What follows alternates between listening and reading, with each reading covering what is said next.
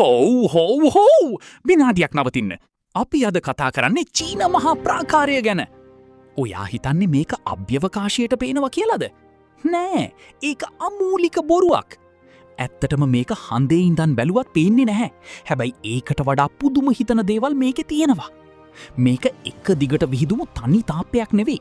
මේක වසර 2000ක් තිස්සේ රාජවංශ කිහිපයක් එකතු වෙලා හදපු දැවන්ත ප්‍රාකාර ජාලයක්. මේක කිලෝමීටර් 21000කට වඩා දිගයි. හිතාගන්න පුළුවන්ද? දැන් අහන්නකො හොඳම වැඩේ. නූතන ඉංජිනීරුව පවා හොයපු රහස.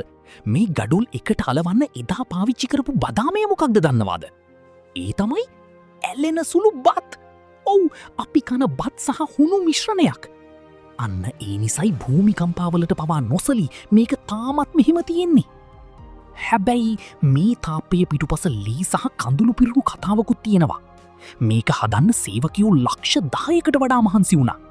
අධික වෙහෙස නිසා මේ ගිය දහස් ගණනක් සේවකයෝ මේ තාපය ඇතුළෙම වලරලා තියෙනවා කියලා සැලකෙනවා.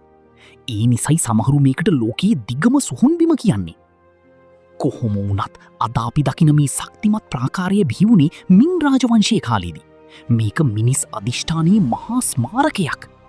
ඉතින් මේ වගේ තවත් අමුතු ස්ටෝරීස් දැනගන්න කැමතිද? එහෙනම් අපි channel එක subscribe කරන්න. ඊළඟ වීඩියෝ එකකින් හමු වෙමු.